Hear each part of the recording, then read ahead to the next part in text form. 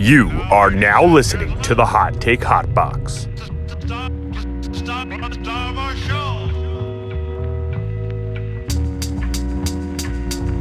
You are now listening to the Hot Take Hot Box.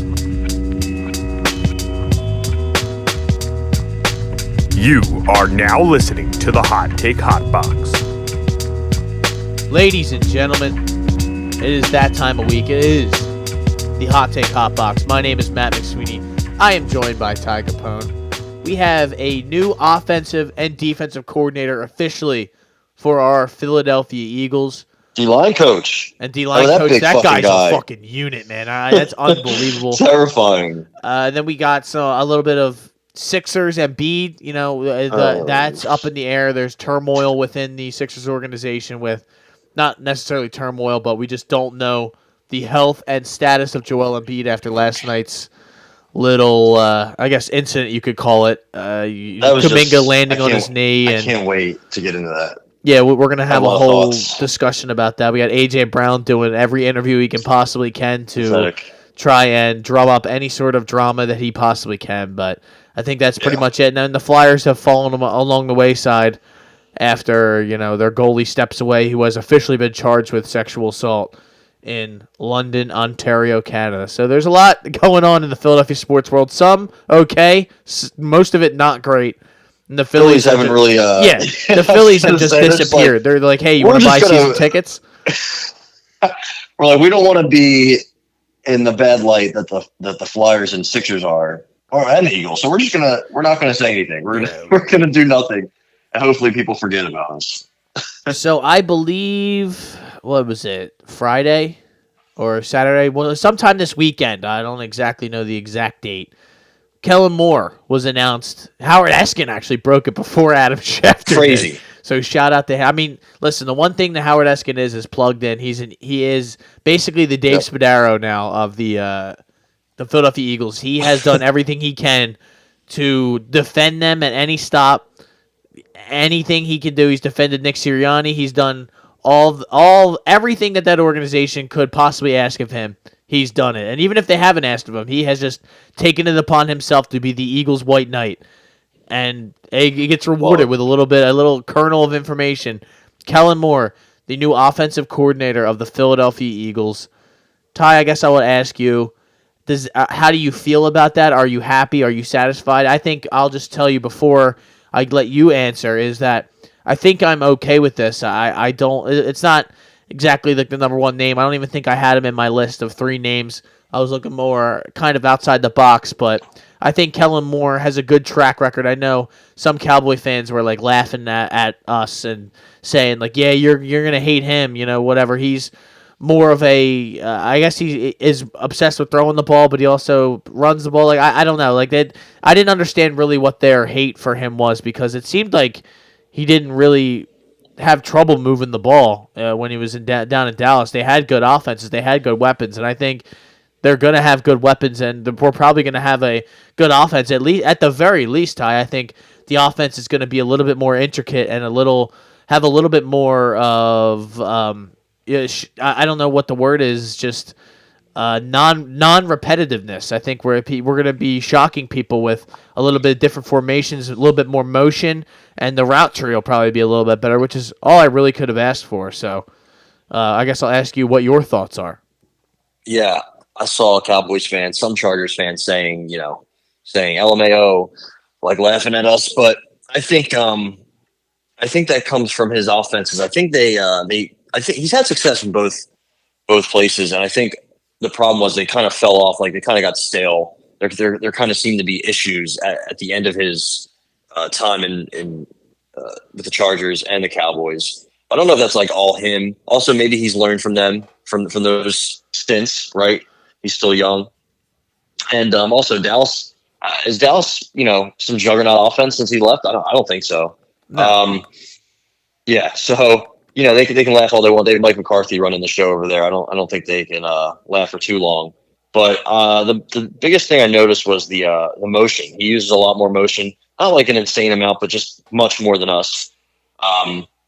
Dak Prescott's numbers against the blitz were very good under Kellen Moore. After that, it's fallen off. And I saw a lot about running the ball. It seems like he's been up and down in terms of like neutral down pass rate. Um, it seems like he's just kind of like a mixed bag, which is good, but I guess it could be bad. I don't know. There's a lot of things to like. It seems there's a lot of people that I trust more than me that feel good about this. Shane Haff, Your he's a boy. guy who does a bunch of. um, EJ Smith, the guy who works for the Philly Inquirer, he's pretty good. I like what he has to say, and he likes this a lot. I saw some numbers, a bunch of different numbers.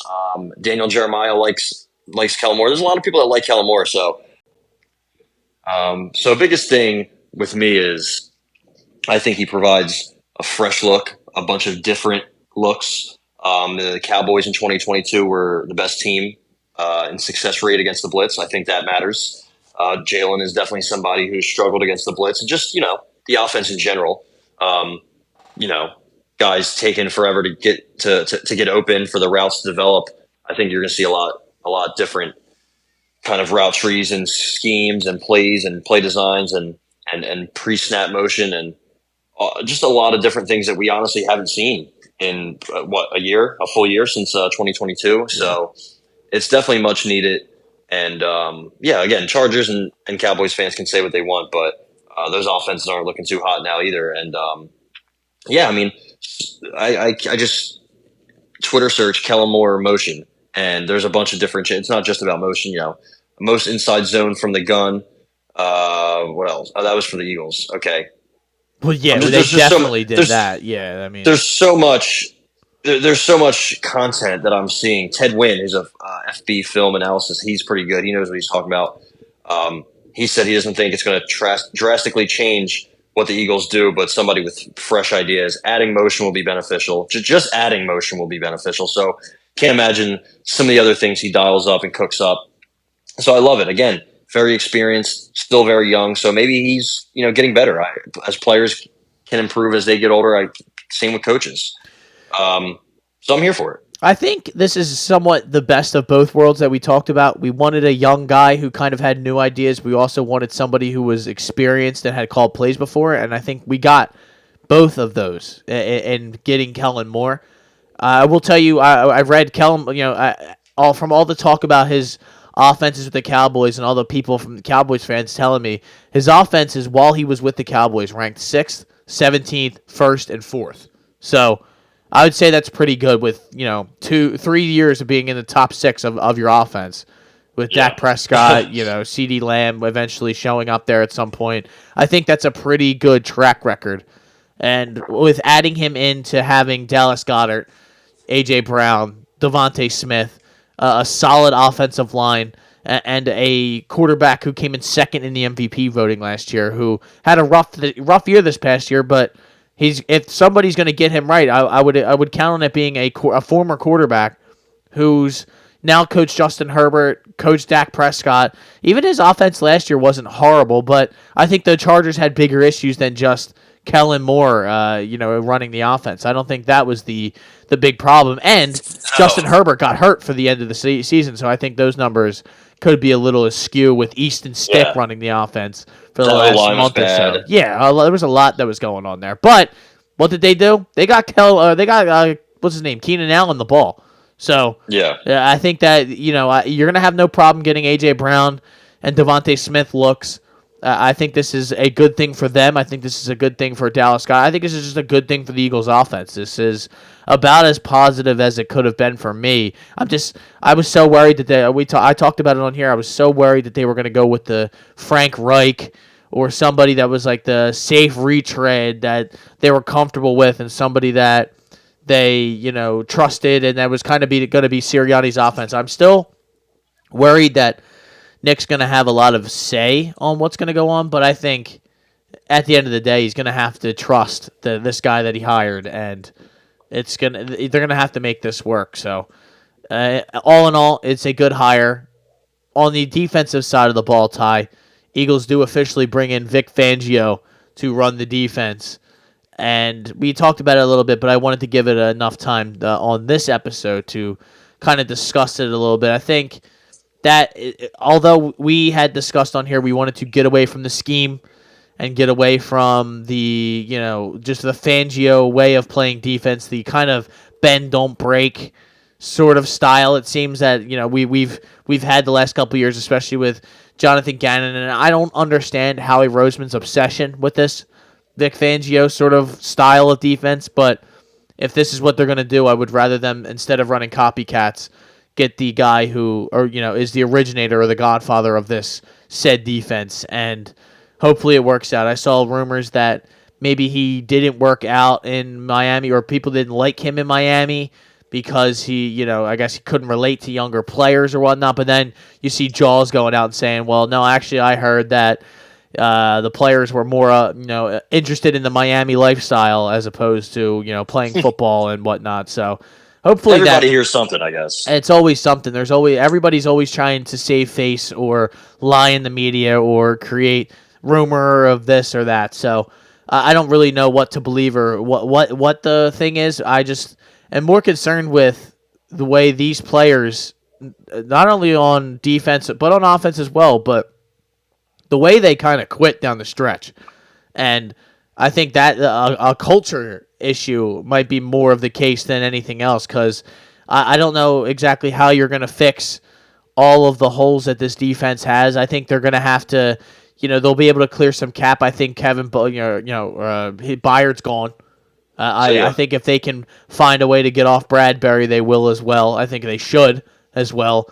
So we obviously have talked about there's linebacker problems. There's a lot of problems that Vic Fangio's defense is going to have to figure out, but that's going to be a lot of this is going to be on Howie Roseman. This is a big offseason for these Philadelphia Eagles because things really kind of disintegrated or just fell apart, during this year. And it was a team that they had set up for a multiple year, championship Super Bowl run, and it kind of just it hit a wall. We just hit a wall, and now we're in a situation of having conversations. Well, how good are they going to be next year? Well, it's not like will we go to are we going to win the division? Are we going to go back to the Super Bowl? It's will we make the playoffs? Probably, but there's no guarantees in this league, and this year has been evidence of that.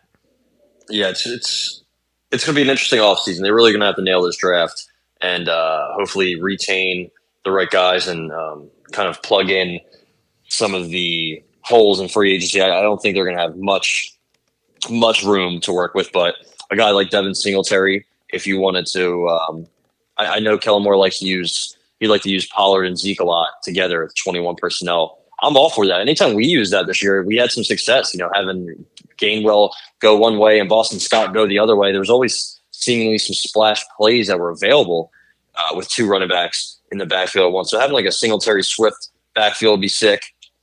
I think that'd be cool. Brandon Powell, the kid from the Vikings, he seems like somebody who they can use in the 11 personnel. Is it one running back, one tight end, three receivers? Brandon Powell could be another receiver that we put in the slot to be our wide receiver 3. He didn't have an amazing year, but also don't think he played that much with the Vikings. So, yeah, I'm excited to see what they do. Or I think it was the Rams. No, he was the Vikings. I'm excited to see what they do in free agency because, again, we're going to have some departures, and we definitely need to upgrade. I've been watching some Senior Bowl coverage. It seems like everybody in the Senior Bowl is showing out and standing out. So that's, every single player is good, I guess. Yeah, isn't that funny? The Senior Bowl propaganda machine. There's going to be 500 first-round picks this year, even though there's only 32. But I'm excited to see who balls out and who we can draft. So I guess I'd like to talk a little bit about what your say your name is Ty Roseman, all right, and that'd be quite a change of name from Capone to Roseman. But if you were the general manager of the Philadelphia Eagles, me and you are in the front office and we're sitting there, we're talking right now. We're like, what should we do this offseason? What would be your offseason plans? We'll go through all of them, but I guess let's go back and forth and just what different ideas would you like? What would your number one thing, your focus be this offseason to kind of maybe try first thing that you would do to try to fix the Eagles? I guess you want to trim some of the roster right? To try to get out from certain guys. I know they have that. Was it June 1st? Is a big day where you can cut guys pre-post, save some money, whatever. Yeah. So Fletcher, I think I've heard Fletcher and Kelsey both probably leaning towards retirement. I'm fine with that. Well, not Sounds for Kelsey, like Kelsey's going back and forth. That's I'm not so sure about that. We'll see about those two for sure. I mean, I'd like to have them both back, I guess. But Kevin Byard, see ya. Avonte Maddox, see ya. Brandon Graham, I'd like to have him back. But definitely try to create some space. Maybe go after L'Jarius Sneed from the Chiefs. He's going to want a lot of money. Jalen Johnson. I want a big splash on the defensive side of the ball for sure. It doesn't have, What about Jair Alexander? I fucking hate him, but he's good. He's really good. So I mean, I guess I wouldn't be opposed to it. I just dislike him a lot. However, putting that aside, I mean, we need some younger looks on defense in the secondary specifically. So I mean, he pretty much gives you a number one corner, and then it gives you the ability to have him and Slay on the field at the same time. I mean, it's pretty solid until Slay falls off a cliff like Bradbury. I think he still has a little bit of juice left. But I mean, the draft it's hard for me to say who we should draft at each pick because there's so many guys and whatnot and trades. So we'll see. Hopefully they draft well. I would love to keep Swift. I don't think he's going to be too expensive, but we'll see. Maybe get a punter for the first time in forever. That would be nice, wouldn't it? Yeah, it would be. Yeah, wide receiver 3 would be. It doesn't seem big. Would be pretty important. I think those are probably my priorities. But I think mainly is just trying to trim some of the fat, trying to get out from some of these contracts, and then from there you can see who you can replace, who you can sign, trade for. Curtis Samuel, I would love to have him. I think that'd be a pretty decent under the radar guy to bring into this offense. Levante David's a vet that you can put a linebacker, maybe. Just some names I've seen floating around. So, and you kind of stole my idea there because my number one would be trying to acquire a free agent linebacker of some sort. Or if you have to trade for one, that's fine too. But I just feel like that is a hole in this defense that it has been exposed game after game after game down the stretch. And I feel like part of, maybe not the number one part, but a big part of having a good defense is having a solid linebacking core. And when we went to the Super Bowl, oh my God, excuse me, but I was just passed out there. I'm reading some of the names of some of these free agent linebackers that are available. I kind of, like you said, you made mention of Levante David, Frankie Louvu from the Carolina Panthers. I didn't know he was a free agent. I'd be all about that. But I don't think linebackers are really all that expensive. Like I don't think you'll have to break the bank for one of these guys. I would love Levante David. He's anchored a defense. He's won a championship. So I wouldn't. Patrick Queen is another guy who I would be, interested in or all about. And then even not like maybe some of the lower end guys that are going to be like Bobby Wagner. I think I'm good on having an old linebacker. I don't. Even though he may still be able to play, I'm just I'm not interested in that whatsoever. But even the lower, there's like Devin White. He's going to be available. You'll have Josie Jewell from the Denver Broncos. He'll be available. You got Drew Tranquil from the Kansas City Chiefs. Which his comparison is Kaiser White, who we should still have. So I think one of those guys you need to add. And I'm not saying break the bank again. I know we're not going to be the most lucrative, richest team.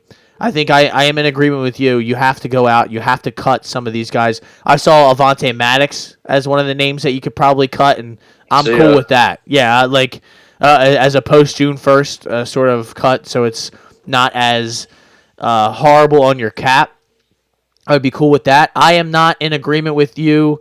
Well, I guess now that there's a new offensive coordinator, bringing back Swift would be fine under a certain contract or whatever, but I would actually draft a running back would be more I'm here for it. Of my thought process or just because there's some names out there that I like. The guy from Texas, I think his name was Jonathan Brooks. He's good. My boy Aldrich Estime from Notre Dame. There's a couple guys. Play Corum. He's another guy. I think the Eagles could, and it doesn't seem like that's something we really love to do. And then when we do, we always pick a guy that I don't like Kenny Gainwell. Nothing against him when we drafted him. He's turned out to be better than I thought, but we never go out and get like a bigger sort of every down back. It's always like a gadget back or, a guy who catches passes and does this or that. I want someone that we can actually build this, like not only build the offense around, but could wind up being an incredible player down the road. But I think you're right. It's going to come down to, we have the 22nd pick in the first round. You could go out and say, you want to go get this guy or that guy, or you could maybe trade up and get a higher pick in the first round. But they need corners. They need a safety because they're not going to have Sidney Brown for the beginning of the season. And they probably need another offensive lineman. The defensive line, it seems like, should be okay just based off the fact that they have all the guys in-house. They need to just be better. That's the simple story of it. I don't think all of those guys really fell off that bad. It's, and the big unit said, what's his name? Kurt Hurt? Clint Hurt? Something crazy. I mean, just the man looks like an absolute monster. But he says he ain't going to have them big guys dropping back, which is exactly how it should be. You should have your linemen just going forward and trying to make plays on the ball and make a play on the quarterback. So he worked with Fangio, I believe, also in Chicago. So at least there's some familiarity there. He was the DC for Seattle. Was it last year? I don't know if he had much success, but going from a whole D coordinator to a D line coach, I'm completely okay with that. I think he should be fine. Working specifically with the D line. I mean, look at him. He looks like if Jordan Davis ate Jordan Davis. So I'm here for it. Get him in here, baby. So it's almost mock draft season, Ty. Real quick, I didn't see that we hired Carl Scott to coach DBs, who was also an assistant with her in Seattle. I like that. I've heard good things about Carl Scott, so yes. So, like I said, it's almost mock draft season. And on this pod, when it becomes that time of year, we start running through these mock drafts of what we would want, what we think is going to be available. We try to take it all into consideration. It looks like, Caleb Williams, it's obviously going to be the first pick. Drake May probably going to be the second pick. Maybe Marvin Harrison third. I don't know for sure. But then after that, it kind of seems there's a lot of wide receivers that are going early on in this draft. So maybe that's good for the Eagles because that's not necessarily something we need. We could use a slot receiver, but that might be able – I don't know, though, man, because it's something that's been a hole, and the Eagles continually try to bring back the Quez Watkins of the world or sign a Julio Jones and think that's going to be okay. I'd like them to maybe draft somebody later on in the draft, but early on it's probably not the best move. At 22, Ty, some of the names that are available, your boy, Brian Thomas Jr., he's the number one ranked here on. I just ran the PFF mock draft real quick. Michael Penix. The simulator is kind of fun. I love it. Jackson Powers Johnson, a center from Oregon. Then you have a tackle from Georgia, Amarius Mims. Braylon Trice from Washington. Awesome from Washington. A Ennis Rakestraw Jr. These are some wild names. Jordan Morgan from Arizona. Byron Murphy II. He is I believe, an interior D lineman from Texas. So I think after that, you got Ladd McConkey, which is that white guy. I'm okay with that. That's a little too early for Mr. McConkey, but who would you take in this spot right here? I don't know if he'll be there, especially with the combine, because he's going to be a combine warrior. I would love Cooper DeJean from Iowa. Oh, yeah. Dude, on this mock draft, they have him going 8 to the Falcons. Well, that's probably not bad. I think Ennis, I believe he's also from Iowa, right? I could be wrong. Rakestraw? He's from Missouri. Okay.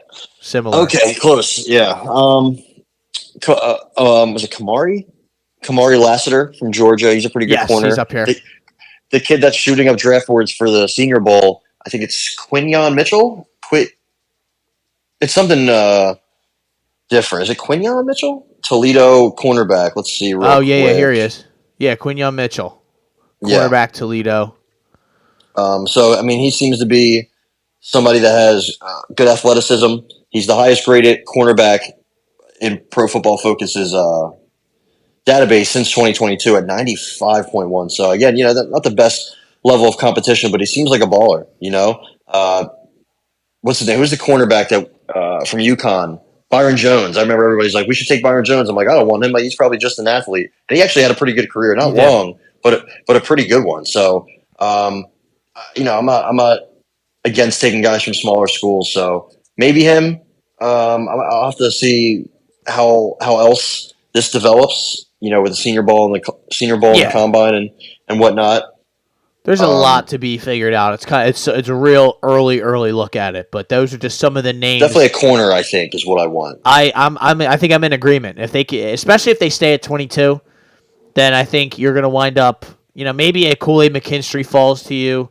I don't know exactly how much I like him. Yeah, because there's a couple corners that go ahead of these guys: Nate Wiggins, McKinstry, Terrion Arnold, and then Cooper DeJean is the other guy who.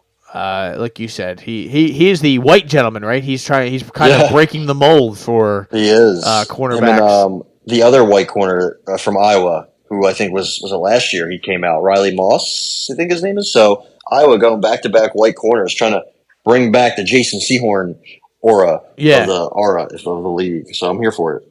So that is probably all we're going to give on the Eagles and the offseason. We will obviously going to get more into that the further we get into the offseason. For sure. Yeah, for sure. But next, I did want to talk about the games from this past weekend. Lions, 49ers, Chiefs, Ravens. Let's start with the game that happened first. Chiefs, Ravens. Ty, I got to say, I would be having a mental breakdown if I was a Ravens fan because, this is something that I thought all season long was that I didn't think the Ravens offense was really that good anyway. The play calling, just the scheme that they ran. Lamar Jackson didn't run nearly as much as I thought he was going to or wanted him to. That's why I picked him in fantasy because he's a weapon with his legs and he would run from time. Like it just didn't seem like it was the same focus that it was before. Maybe that was on purpose to try to keep him healthy, but you're in the AFC Championship game. It's kind of time to cut it loose, and they really had trouble scoring the ball on Sunday. And I know the weather wasn't great and everything, but the Chiefs again are just one of those all-time dynasty championship level teams who just find a way to get it done. They really do. And shout out to them. And your girl, Taylor Swift, is going to the Super Bowl. Let's go. I know everybody's so pissed that she's on TV for an average of 25 whole seconds of a 3.5-hour broadcast. I know, it's just so terrible, right? I mean, seeing her, it's so annoying. I'd much rather see a Geico commercial. Yeah. Anyway, why do you think, Ty, I want to ask you, why do you think people get so upset about that? Is it because it's like infiltrating their level, like their love of football, and it's like people, I don't know. I don't know. I guess it would be like if somebody's not a fan of her, and there's a lot of people who aren't, or just not their type of whatever content that they want to incorporate themselves with. They see it and they feel like it's being forced on them, and they think it's like, I don't know. I think people are just weird. People are just absolute weird, and they're bored, and they're idiots, and they're lame, and they think, this is like a setup. It's something to draw viewership up, which it has done. But I don't think it's not a generated relationship that they just said, all right, we're gonna have to make this happen. Like it seems like two superstars in their different fields have come together and are dating. It's not the craziest thing in the world. Simone Biles and Jonathan Owens on a much lower scale are doing the same thing. But if they show her in the box. How many times have you watched the Eagles game, Ty, and they showed Bradley Cooper or Mike Trout, and no one's like, get him off the screen, get him off the screen, because nobody really cares. Spike Lee and Jack Nicholson are at every Knicks and Lakers game. I guess it's a little different because they've been fans for their whole life. However, Taylor Swift she's a big fan now. Maybe she's wasn't a Chiefs fan dating one of the players on the team. Like, who cares? She now if they were showing Brittany Mahomes up there, I would understand the outrage because she's annoying. Yeah, nobody wants to see her, but it's also they're not showing them for long. Like New York Times made an article and said, an average of 25 seconds per game she's on the screen. Like, wow, what a terrible thing to see. A beautiful, intelligent, smart, amazing artist is on my TV screen after Travis Kelce catches a touchdown. I can't believe it. Oh my God, the world is ending. Jerry Jones. How many times do they show Jerry Jones' ugly fucking face on TV during the game, post game, halftime, quarter, everything? Or that hippopotamus Chris Christie sitting next to him at the game. Nobody wants to see that shit. And then they start talking to them. Nobody wants to hear what they have to say. Jerry Jones just said something earlier this week that it was the stupid. What was the quote? It was like, we're not going to not build for the future, but I say we will not. It was just a bunch of jumbo. I'm like, bro, nobody wants to hear from him. So just to touch on the game a little bit, though, is, the Ravens just absolutely folded when the situation presented itself. Big game, you're number one seed at home. All you have to do is not fuck up. Don't shoot yourselves in the foot, and you can probably win this game. And the Chiefs are a team that won't do that. They've been here, they've done that. They had no turnovers. They dominated the time of possession battle, 37-22. 3 turnovers for Baltimore to the Chiefs, 0. 8 penalties to the Chiefs, 3 penalties. And the Chiefs got 5 first downs from penalties. That's the game. That's the game right there. Also, Lamar Jackson, another bad performance in the playoffs. It kind of happens. Not good for that narrative, man. Really. As I sneeze, it happens to him. And 20 of 37, 272 yards. I mean, he just looked off the whole game. And the throw at the end of the game into triple coverage, I just have no idea what he was looking at. But I think a big part of that was the receivers in general are just not good. Zay Flowers, I like him, but man, the fumble killed him, man.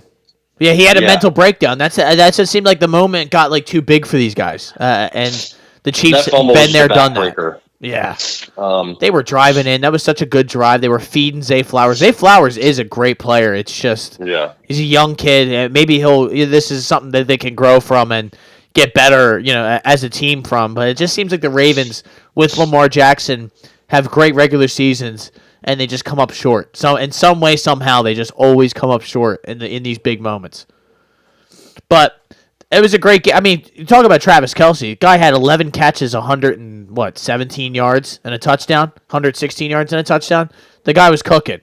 Pat Mahomes looked as elite as he ever has, just making plays, and they just again figured out a way to win. Now you want to talk about imploding. The Detroit Lions against the San Francisco 49ers, the game after this. 2 pretty good games. It's all you can ask for when you get to these NFC Championship and NFC Championship games. Yeah, it was pretty high score, 34-31. The Lions scored 27. I'm sorry, the 49ers, I should say, scored 27 unanswered points in the second half to win this game. And I saw all sorts of people killing Dan Campbell for going for it or it's his fault. Listen, that guy was going for it all season long. You can't it would have been fraudulent of him to, in some of those instances, not go for it. Now, I understand the questionable one was not going for, maybe he shouldn't have gone for the last one, maybe kick the field goal.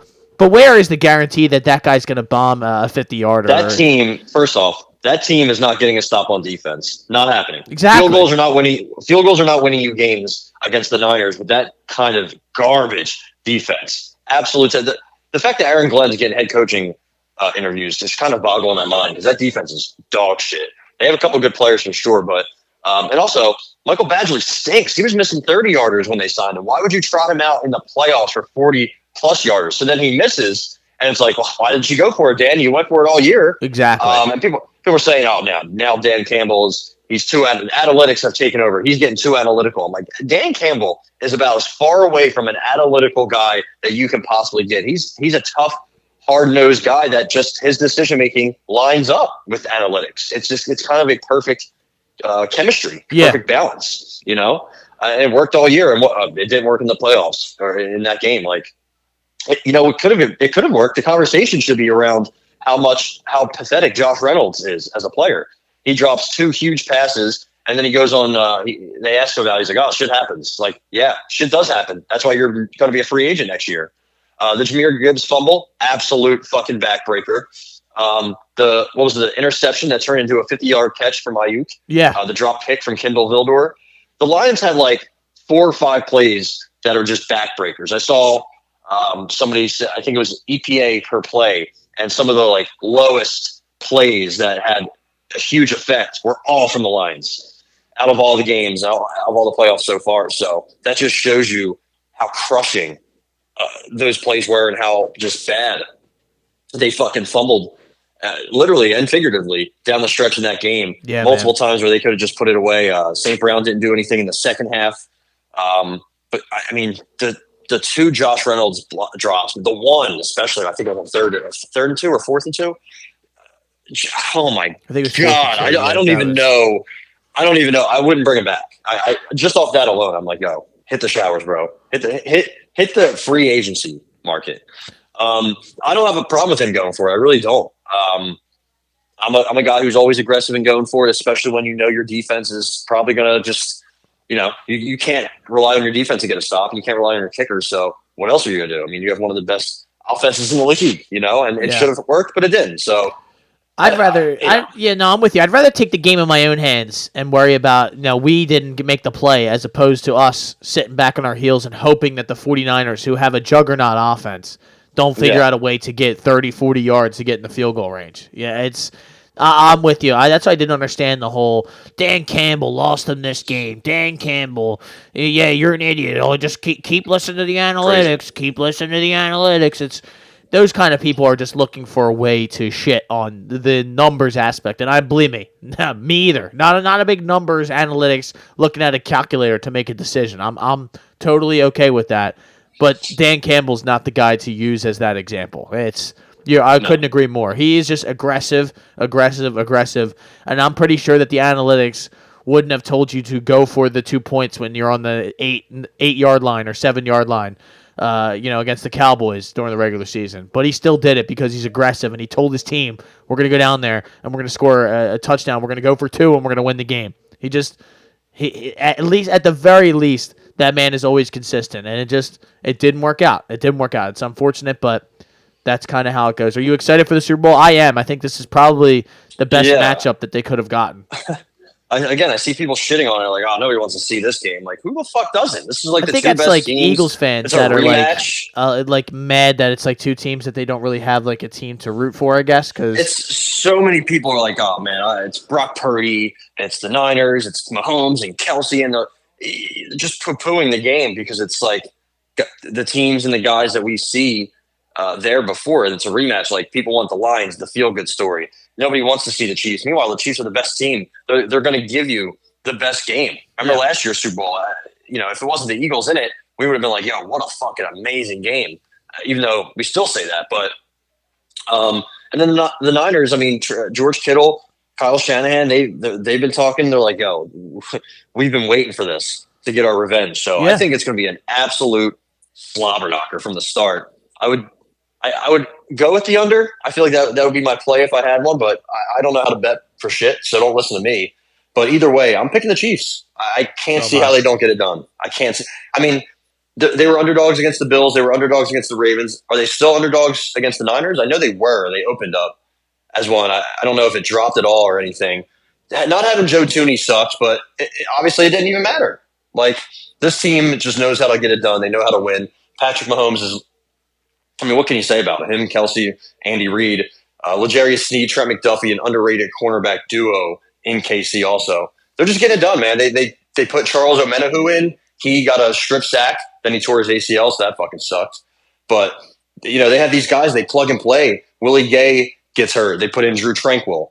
They just they just get it, I think, as an overall organization from top to bottom. The punter, the long snapper, the backup running back, everybody. So I guess you could say the same about San Francisco too, We'll see. We'll see if there's any injuries that pop up. I don't think there's anything crazy or anybody that's like a game time decision or might be. So I think that should be good. Yeah, I can't wait, man. I'm really excited. I'm going to say 24-20 KC. Yeah, and we'll get more into it next week when the game starts to get a little bit closer, but for now, I'm with you. I think I'm going to bet the Chiefs just to have a little action. It's right down the middle, it seems like, the line-wise, so you would think, in theory, the 49ers have had they were the 1 seed. They were the best team in the conference. They have all these weapons, and they're mainly healthy. They should be the favorite by a good amount, and they just weren't. So It's interesting, and I'm very excited. I can't wait. How about? Good. I'm actually excited to see how Brock Purdy does. I'm not a big Brock Purdy fan or believer, but the guy's playing good. I mean, you can't. It's getting to a point where you're like, damn, dude. It's only been 10 games. It's only been 15 games. Now it's 20, 30. Like, he's starting to really put together a nice little resume. And it's really hard to ignore what he's doing. So just want to give him his flowers for that. I imagine Spags is going to put some serious pressure on him, and they're going to figure out what he's all about. Like, that's the thing. If he wins the Super Bowl, there won't be anything from people like me who are definitely a Brock Purdy detractor, won't be able to say shit about him if he wins the Super Bowl. So, go Chiefs. Shanny against Spags. What a fucking matchup. Yes. Maybe just the coaching in general and players in general, like Fred Warner against Mahomes, Nick Bolton against Purdy, and then you get the corner receiver matchups, the tight end linebacker matchups, the safety, in all, the O-line, D-lines. Like, this is a very, very, very balanced and equal game. I can't wait. I hope I'm not working, but I also kind of hope I can work at least just the first half, make some money, get out of there. But we'll see. And Usher will be out there, so we will have a great first song, OMG. Oh my! All right. So that was our Super Bowl NFL whole wrap up. Now we must talk about Joel Embiid and the Philadelphia 76ers. Joel Embiid sat out, I believe, the last 2 games before last night. One against the Nuggets that we were very excited. I was very excited about, another matchup between Jokic and Embiid, and he had, I guess, a knee injury or something that popped up in warm-ups that he just didn't feel right or something was wrong, and everyone, oh, you're a fraud, and all that nonsense that happens on Twitter, which I don't understand how anybody puts stock in any of that, because there's people with all these burner accounts talking shit to each other. The NBA Twitter is an absolute cesspool, so I don't understand why people actually, like, take that and they're like, I can't believe people are saying this about Joel Embiid. Like, they're not real people. Bro. They're 13-year-old kids talking shit on a Twitter account. Like, that's not real. See what people say about the same thing people say about Jokic. They call him a fat slob, loser, like all the time. Meanwhile, he's one of the best centers ever. And same thing with Joel. Yeah, like, they're both great players. And also, they're going out of their way to tell each other, to tell the media, like, Jokic said something about, like, he's like, everyone's talking about Embiid or whatever, not trying to play, but how about Paul Reed? How about people give him some credit? And then he said something, I think yesterday, about people should respect him and Embiid's greatness, because people try to compare them and try to put them against each other. They're friends with each other. It's not like this. Meanwhile, Chet and Wemby, they seem to have a little rivalry. I kind of like that. Yeah. That's going to be something very interesting to watch over the next 10, 15, 20 years. But, I guess I kind of got a little bit off track. But you're right there, though. He's not going to play against the Jazz, right? Hold on. Let's go through it. So he sits out the Nuggets game. They announced that the Trailblazers game he's going to sit out. They lose both. They played much better in the Nuggets game. They got smoked by Portland. Jesus Christ. Maxey's been hurt this whole time. I guess he sprained his ankle. Toby was out for a few of these games, and now they come to Golden State last night. TNT, whenever it's a nationally televised game, there's always, not only is there a lot of more eyeballs on it, but a lot of more scrutiny from the league, because the league wants all the stars to play in these games. So Joel goes out there last night. They announced 30 minutes before the game he's going to play, and he looks like shit to start the game. He's just right away. Right away. You knew right away he wasn't good. He wasn't healthy. And whether Joel's hurt or not, he mentally is not a guy who can really play through injury. Like he has before in the past, but you all know who've seen him in the playoffs. It is a constant. He uses it as a crutch. He's either hunched over, grabbing the knee, or when the mask thing was the thing, he was taking the mask off every 5 seconds. And it's just, that's not him. He's not like I'm just going to play. It's not an excuse sort of thing. Like, he loves the drama of it. I love the man. He's a little bit of a drama queen. Would you agree, Ty? Absolutely. I mean, he flops a lot, and I don't think that has really anything to do with this, because he wound up actually getting seriously hurt in this game. But I think, to begin, I think they should have known. Maybe he played in that first quarter. I think he wraps his knee and goes back to the locker room. I think it should have been done after that. There's no reason at all. You tried. It didn't work. Be done with it. But he comes back in the game later on, and it's a 10-point game in the fourth quarter. It's like 5 minutes left, and he gets rolled up on by Kuminga but it wasn't like your average roll up. Like, he's on the ground, and then Kuminga landed on his leg while he was like flat, like laying on his back, kind of. So I don't know how. I'm not sure how serious this is going to be. It looks scary, and it probably did hurt. Probably tweaked the knee, and I imagine he's going to miss a couple weeks. That's just seems like the thing. I remember when Joel initially hurt this knee. Remember he rolled his ankle, and then he sat out a couple games, and then he came back. They played the Knicks on a Friday night on ESPN. Yep. He came back, and he hurt his knee on literally the first possession of the game. Like, tweaked it somehow. I don't know what he did, but then I saw him grabbing at it. Next 4 or 5 possessions, every stoppage, grabbing at it. Like, I just knew this was going to be a thing. And I don't like the conversation around this. So, listen, he got hurt. It is what it is. Like, that's just unfortunate. But honestly, this is the career of Joel Embiid. This is the story around Joel Embiid. This is how it always is. At some point during this time of the year, this man sustains an injury that hampers him throughout the rest of the season. Seems like it always happens, does it not?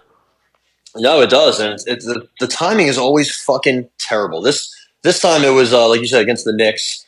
Then he outduels Jokic, smokes him, has a great game. Right, everybody thinks. Shout out to Kepler, who quoted some fucking loser. I don't know if it was HP basketball. I forget who it was. He was making quack noises, basically saying Embiid was ducking Jokic. Meanwhile, a couple of weeks ago, he just absolutely shit all over Jokic. So, and it turns out he wanted to play in the game the other day against Denver. The only reason he showed up on the injury report so late is because they said, "Yo, we're not playing you, bro." Very last minute, he pretty much took him up to the deadline. And so he does that, and then he drops 73 or 2? 70. 3. 70. Yeah, just 70 clean. 3? No, 70. Yeah, because then Doncic just dropped 73 the other night. That's where that 73 is coming from. That's right. So 70. Yeah.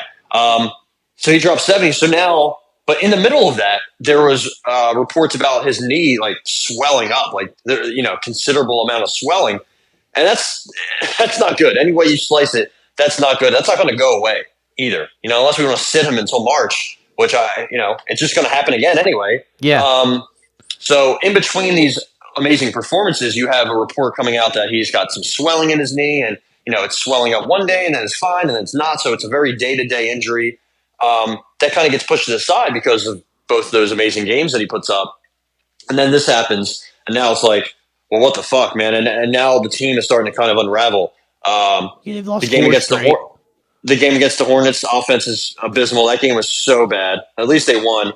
Then they beat the Spurs, getting smoked by giving up 134 to the Pacers, losing in a close game to the Nuggets. Paul Reed, shout out to him, played his ass off. Also smoked the fuck out of Jokic. Jokic didn't even try that game. That was kind of pathetic. But then they give up 130 to Portland, which should never happen. I don't care who's playing and who's not. That should never happen. And then they lose to the Warriors in a game that was, kind of close, but the whole game they were pretty much down. And now they're 29-17, and you got to look at where they are in the East. They're fifth. Yeah. Fifth. Tied by, and Cleveland, like, has Cleveland not had injuries? I'm pretty sure Darius Garland has been hurt the whole fucking season, and Evan Mobley. And then you have the Pacers right behind us. They've had injuries too. Tyrese Halliburton still hurt, I think. Orlando, they fell off hard. Chicago's trying to make a little push to the top. Miami, they're back and forth. But you got the Knicks. The Knicks have won 8 in a row. 9-1 in their last 10. The top 4 teams, Boston, Milwaukee, Knicks, Cleveland, they're all just playing really well. They're hot. And, we are falling off. So, and how are we going to come back? How are we going to stop this avalanche when Maxey and Embiid have leg injuries? Marcus Morris has plantar fasciitis in his foot. So that's cool. Everybody's just hurt. So I don't, and it doesn't seem like they have any interest in trading for anybody. The deadline's the 8th of February. So that's going to come and go, and we're going to have the same roster. And I have no reason to believe this team is well equipped to do anything. And I think it's pathetic from a management standpoint to let Embiid play in that game when you're like, oh man, he looks bad. Just take him out. Yank him from the game. I don't care about TNT. Maybe it's not that easy. I don't know. It should be that easy. You see a guy limping around like Scarface. He can't even drive to the basket. That's what he does. He can't. He tried to contest that one shot and just fucking collapsed like he had no ligaments in his knee anymore. It was so sad to see. He looked like a shell of himself from a game a week ago. So, and the fact they just let this happen, like, he'll be fine. Goes to the locker room, like, let's put him back in. And then the freak accident happens with Kuminga. Now what? Now what are we looking at? I just don't like how they manage, how the Sixers organization manages anything. I have a lot of issues with the entire organization, and also Embiid, he's just always hurt. It's just going to be a thing. Yeah. It's going to be a thing, but it's something we talked about pretty much when we drafted him. Right, we're like, oh, we haven't seen him in 2 years. We're probably never going to see him, or he's probably always going to be hurt. But I just can't get mad at him, and he's going to play through injury. They have to fucking pull him. They have to yank him. That's what they did against the Nuggets. They said, we're not going to play you, even though you want to, and even though we kind of want you to play. We're not going to play you. We're not going to risk it. And then they risk it. So what the fuck's the point? That's what I didn't understand. It seemed like the chatter around him got maybe I don't know who to blame, whether it's him or the team, but the chatter around he's hurt and he's ducking and this and that, and it seemed like it got to them, and they just threw him out there when he wasn't ready to go, because it's obvious he just wasn't maybe not mentally prepared or physically prepared to play. So you can tell right away he's 1 of 7 from the field, and he goes back to the locker room. Just keep him there. It's over. That's what I didn't understand, because I was working last night and I come back to the TV and I'm like, why is he's back in the why is he playing? It's insane. It's over. I get it. It's a TNT game, whatever. You guys aren't going to win this game. Maxi's hurt. Without Maxi or without both of these guys, you're really not going to be a competent team. And I get with Embiid, you'll still be able to win some games, but with the Warriors, the Warriors are still a championship level team. You're not going to be able to beat them. It is what it is. You have Dario Saric out there getting buckets and stuff. It's just yeah. But now look at it, Ty. Now look, now we don't know when he's going to be back. We don't know when Maxi's going to be back. And now we got to play the Jazz. You get the Nets that you might be able to beat, Mavericks, Warriors at home. It doesn't really matter. I can name all these teams. It doesn't matter. It does not. Because we might not win any of them, because we don't even know who's going to play. You're going to get led by Pat Bev now. You're going to have Kelly Oubre scoring points, which I like. I love Kelly Oubre, but there's only so much that man can do. Yeah, he's played pretty well. The streakiness of him as a shooter really drives me up a wall, but for sure, you live with it, right? He goes 6 of 6, and then he goes 0 for 7. You're like, 34 or 35%. We'll take that average. We kind of saw that. Korkmaz almost scored 20 last night. And look, Embiid played 30 minutes last night and only scored 14 points. That should have told you right away that something's wrong and something's not right here. And he's getting guarded by Draymond Green, who's obviously going to be pushing him around and being super physical, because they just let him do that. They let him get away with shit. So I, for the life of me, will never understand why they let that happen last night. But now here we are. Who knows how long this is going to be. And I really would rather them... the thing is, I think... I hate doing this. I hate being that guy, but I think they're fucked. They really are. They're fucked. They're absolutely fucked, because they're not going to trade for anybody, even though they definitely have to. We're a week before the deadline, and both our 2 star players are hurt. Don't know when they're coming back. Don't know what the extent of their injuries are, and we haven't been linked to any player in a trade. The Lakers always are, but I'd like to see us throw our name around. There was a little bit of chatter about DeJounte Murray. I would like us to see us involved against or with Bogdanovich or Murray or literally anyone.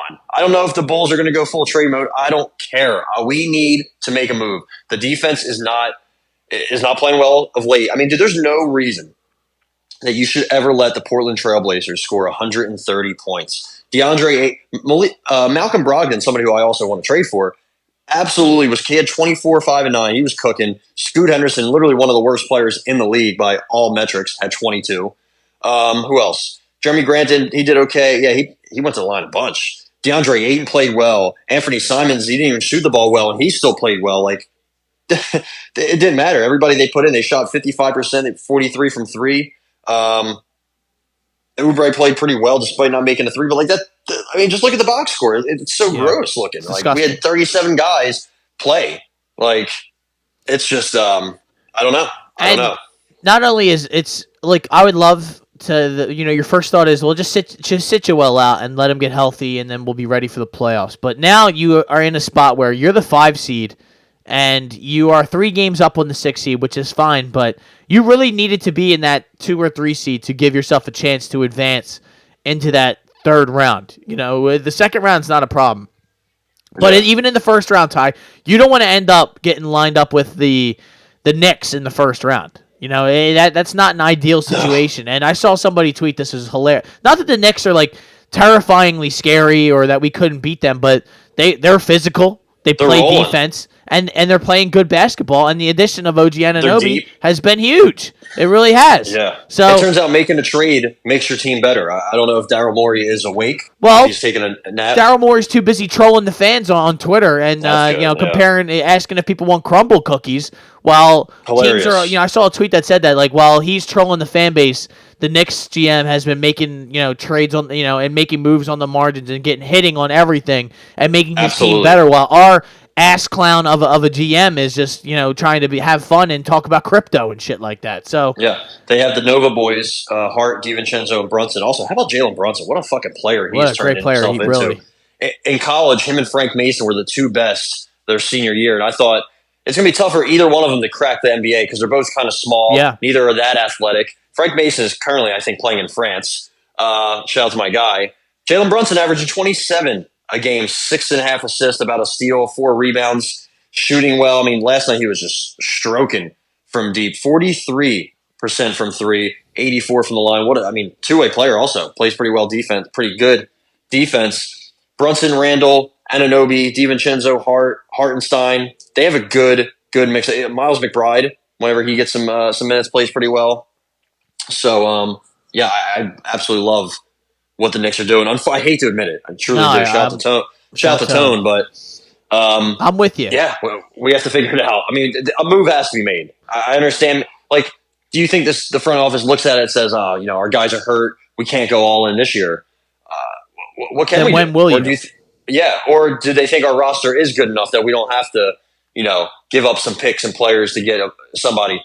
I don't know what they're thinking, but I think that they are going to be on the wrong side of history come playoff time. Well, I mean, how many years are we going to waste of Joel Embiid? It seems like every year it's a conversation, and it's just we want come playoff time, we run out of gas or we don't have I'm not trading a bunch of picks unless I'm getting a premier marquee kind of player. I see that people talk about Jimmy Butler. I don't think that's actually a real thing, but I'm saying someone of that level. I don't want Zach LaVine for 3 first-round picks or anything like that. If they're not going to do something like that, which I understand it's not, this isn't 2K. You can't just make that happen. You then have to get something in here to maybe handle the ball off the bench or a backup center or just another role player. We talked about wing defenders like Dorian Finney-Smith and Royce O'Neal and stuff like that. Maybe somebody like that to kind of help you out because you've seen – this team now has kind of fallen by the wayside with no Rocco and none of those. Some of those bench guys are out now. It's been a little bit of a change. Good news though, Ty, is that I am reading that Maxey could be back by Thursday, and they just need him back. They need him back, man. He's going to need to carry this team through this little Joel loss. Yeah, and not to rain on your parade of good news, which I always do.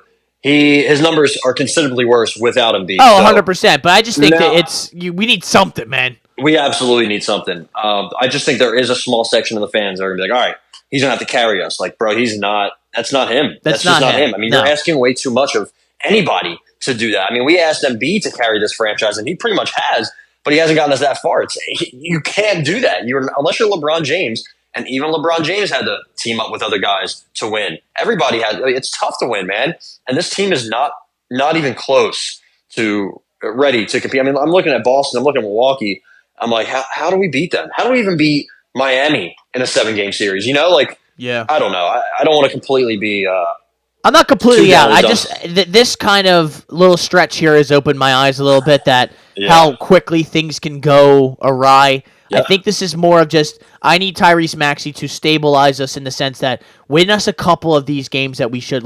If Tyrese Maxey's playing against the Blazers, it's probably not that it makes that much of a difference, but maybe the team's more excited, gets up for that game, and maybe we sneak out with a victory or something like that. I think we just need him to play well against the Jazz. Maybe we could sneak out a Jazz victory. Play well against the Nets. We need to win some of these games because we can't slip all the way down the standings.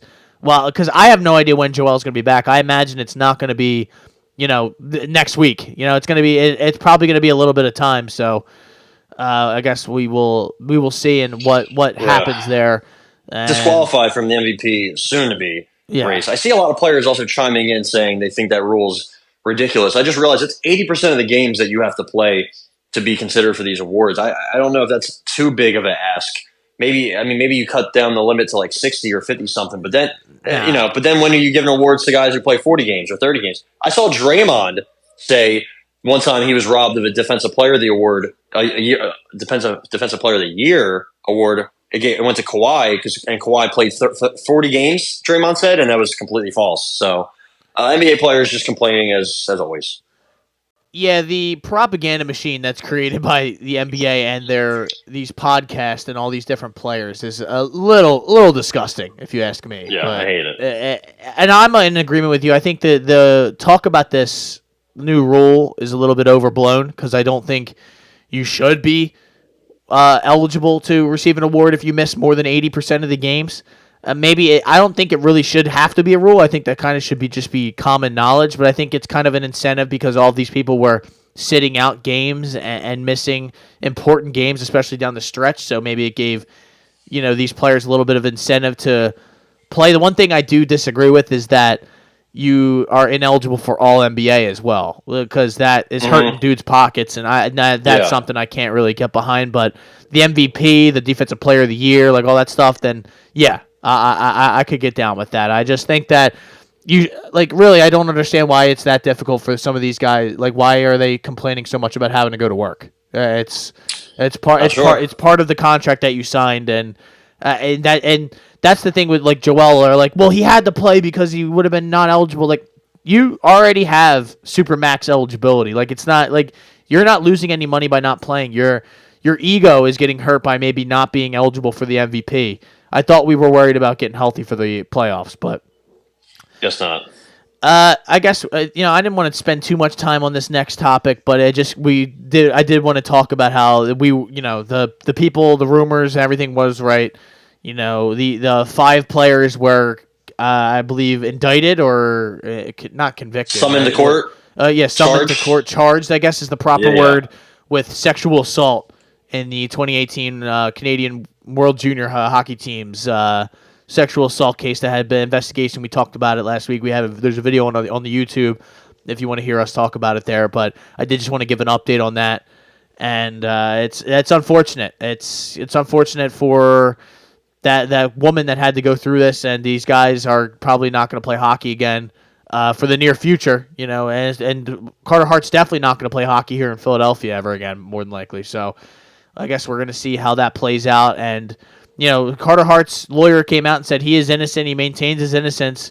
So the truth, hopefully the truth is uncovered within this investigation or this trial. And these guys, someone's going to jail over this. So I guess we're going to find out soon enough.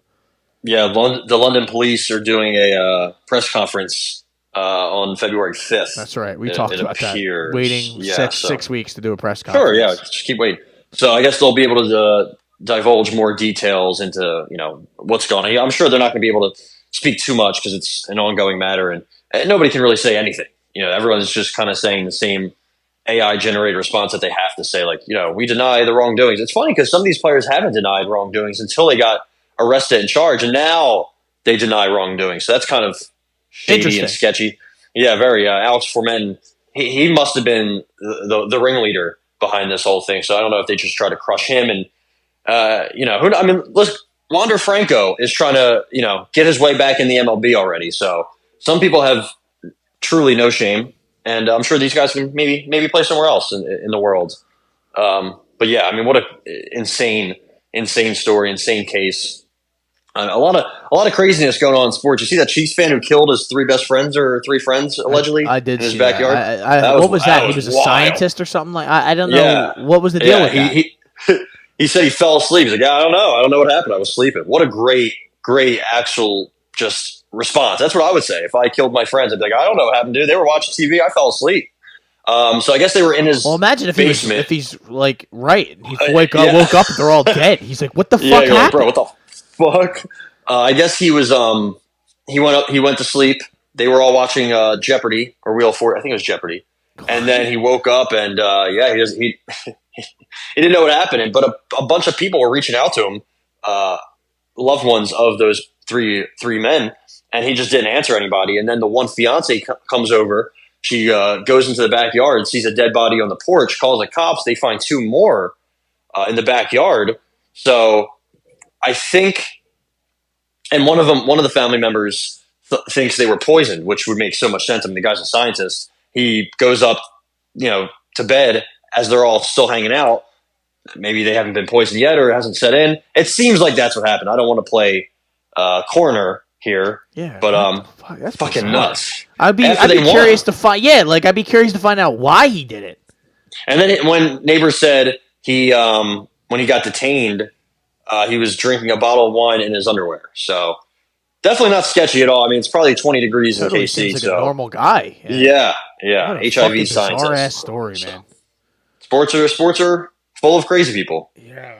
Wow. All right. Well, there you go. There's our legal updates on the pod here. We got all sorts of different stuff going on in the sports world. We will be back tomorrow with a UFC Vegas. What are we at? It's 87, 80, 485, 85, I believe. 3. 83? No, just 3. Oh, shit. No, I think I think you're right. I think so. I'm not sure though, but I guess we're gonna find out when they come out. What is it, Roman Dolidze or what was it? Nasruddin Imavov. Okay, so we're gonna have a card. We're gonna yeah. have some fights to talk about. We'll have some picks. We'll have everything you need to know going into this weekend, so you can enjoy the card. No football or anything this weekend. It's the first weekend in a while that we haven't had any football, so it's time to make that adjustment. People, start getting into the UFC. If you haven't yet, now is the time. Baby. We're starting a good stretch. It's one of the best times to get into it. Really is, because leading up to UFC 300, it's kind of like the WrestleMania of UFC. We're getting there. Shout out to some boxing. We got boxing. On. We're gonna have some WrestleMania podcast coming up soon, so we're gonna have a lot of shit going on. The first PBC on Amazon card has been released for March 30th. So some people are disappointed, some people aren't. I think it's a pretty good card. Ryan Garcia is just being, he's letting Floyd Mayweather dictate who he should fight. He doesn't know who he wants to fight. Everything in boxing is drama filled. And didn't Shakur Stevenson retire? He retired apparently at the age of 26. Okay. Or whatever he is. Yeah, that's good. So, and then Canelo. Looking forward to his next fight. Yeah, his next fight. Canelo, we're going to get some clarity on who Canelo will possibly be fighting next. I think it will not be David Benavidez, so we will see. It'll probably be some guy that any casual out there has never heard of before. I think it's going to be the guy who just had a great performance over the weekend, Jaime Munguia. I bet that he was going to win by decision, and he did not win by decision. He won by destruction. Mr. John Ryder. Is that the guy who got knocked through the ropes? There was a guy I saw this weekend that got almost decimated through the ropes, and I didn't know what it was, and I just saw a highlight of it, and I was like, "Holy shit!" And I'm actually not sure, but I don't think it was John Ryder. He just got the corner stepped in and stopped the fight when he was just getting absolutely. And that was the same night that lady turned her back and got into the fetal position and then complained that there was an early stoppage. Everybody was mad about it. I'm like, bro, you quite literally cannot turn your back to the fight. That's what refs are told to. They're told to stop the fight when that happens because you're giving yourself up pretty much. And everybody was pissed, like, oh, that was a terrible stoppage. I'm like, bro, she quite literally turned around. She quit. That's quitting. And that was against Miss Fundora, the sister of Sebastian Fundora. She's also a giant. She fought, I think, Christina Cruz, that chick's name is. So, I believe the train's in Tampa. I'm not sure if I'm correct with that. But yeah, that was why boxing's always got something going on. If you're hurt though, you drop to one knee, man. You take the Kodo knee. You don't turn around. So self-preservation. It's dumb shit. But ladies and gentlemen, this has been the Hot Take Hot Box. My name is Matt McSweeney. I'm Ty Capone. And ladies and gentlemen, as always, please make sure to listen to your body. If your knee hurts and you are, your knee is swelling and you have to go to work that day, sometimes you got to take a personal day. I don't care what your league says or your boss says. Your health is the most important thing. Please, ladies and gentlemen, take care of your mind and take care of your body.